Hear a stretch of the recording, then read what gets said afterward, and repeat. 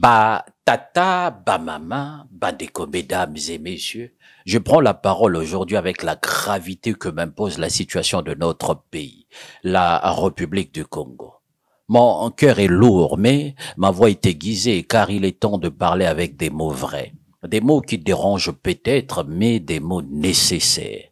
Le cas d'André Okobi Salissa n'est pas une affaire de justice ou de politique. C'est une affaire d'honneur, de réconciliation et de survie nationale. Je veux vous parler de cet homme né en 1961 à Lekana, dans le département de Plateau. Cet ingénieur formé à Kinshasa et en Ukraine aurait pu choisir le confort du silence ou des compromissions, mais il a préféré servir d'abord comme fidèle du président Denis Sassou Nguesso, ensuite comme adversaire.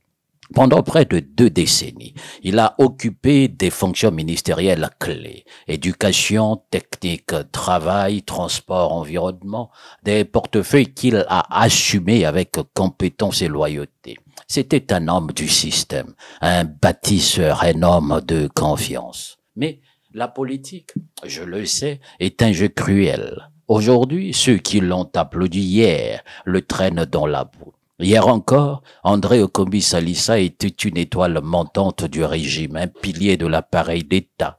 Mais son étoile a pâli lorsqu'il a osé dire non à ce qui semblait évident pour d'autres, un référendum constitutionnel taillé sur mesure pour prolonger l'emprise d'un homme sur tout le pays.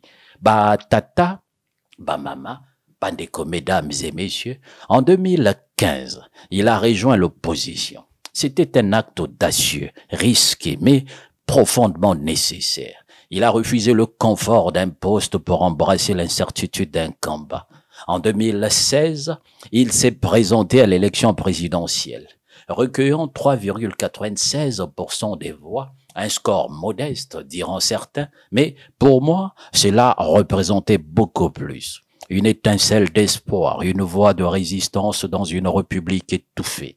Mais dans notre pays, refuser, contester, résister, cela coûte cher, très cher.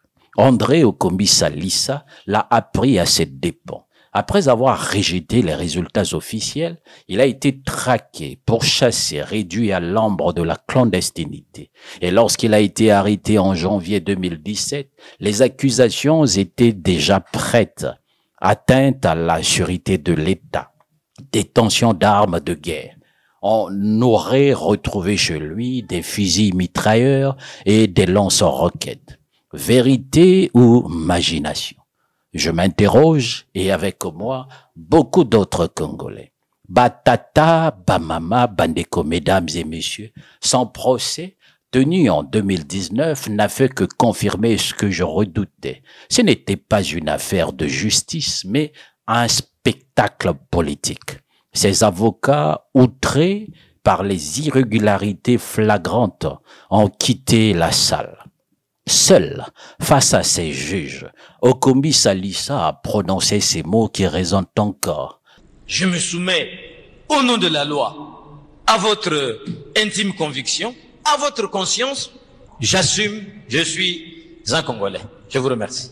Déclare Okobi Salissa André, Makoso Espoir, Okiri Pamphile Mesmer, Ngobolo Jean-Claude, coupables des faits mis à leur charge. En répression, leur faisant application de la loi, les condamne à 20 ans de travaux forcés chacun.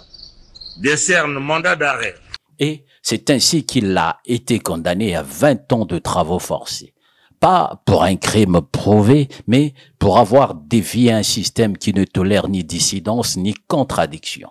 Aujourd'hui, il croupit en prison et chaque jour qui passe est un tache indélébile sur l'histoire de notre République.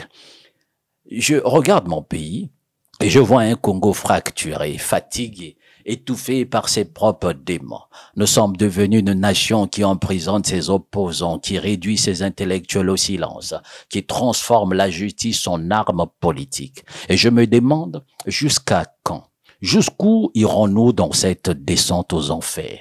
Le Congo a trop souffert. Nous avons vu trop de dirigeants finir dans les déshonneurs, trop de familles brisées par les luttes intestines, trop de sang versé pour des querelles de pouvoir. Ce cercle infernal doit cesser. Je refuse de croire que notre pays est condamné à répéter les erreurs du passé. Mais pour cela, il faut du courage, du vrai.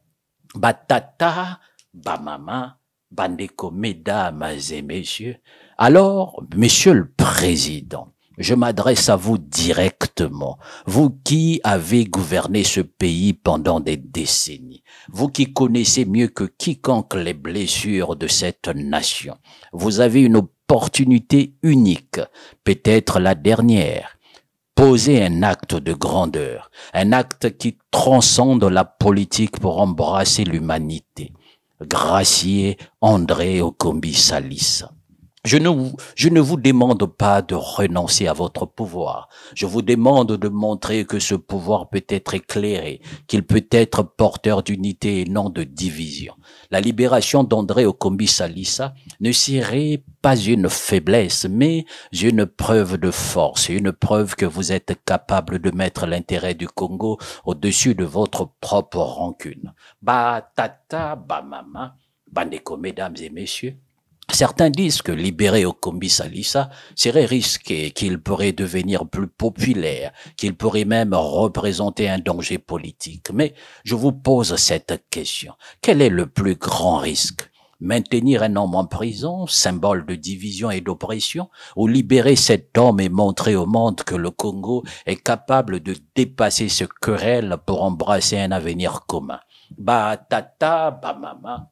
Bandeko, mesdames et messieurs, la réconciliation n'est pas une option, monsieur le président. Elle est une nécessité. Et elle commence par des gestes forts, des gestes qui repartent. Gouverner, c'est pardonner, dit-on, et pardonner, ce n'est pas oublier, c'est choisir l'avenir plutôt que le passé. Batata, bamama, bandeko, mesdames et messieurs, je vous le dis avec toute la sincérité de mon cœur, le Congo mérite mieux. Notre peuple mérite de croire encore, d'espérer encore, et cette espérance passe par des actes. André Okombi Salissa, aujourd'hui en prison, est un symbole de nos divisions. André Okombi Salissa libre pourrait devenir un symbole de notre réconciliation. Monsieur le Président, l'histoire vous regarde. Moi aussi. Le Congo ne pourra se relever que s'il apprend à pardonner. Gracier André Okombi Salissa, c'est gracier une part de notre avenir. C'est donner à ce pays une chance de renaître, de guérir, de prospérer. Le temps presse. Le Congo vous appartient aujourd'hui, mais demain, il appartiendra à son peuple. Et ce peuple, je vous le dis, mérite mieux que des prisons et des rancunes. Il mérite la paix, il mérite l'espoir, il mérite la vie. Ba tata, ba mama, bandeko, mesdames et messieurs, merci de m'avoir suivi et à très bientôt. Afrique Elite TV, votre chaîne d'opinion.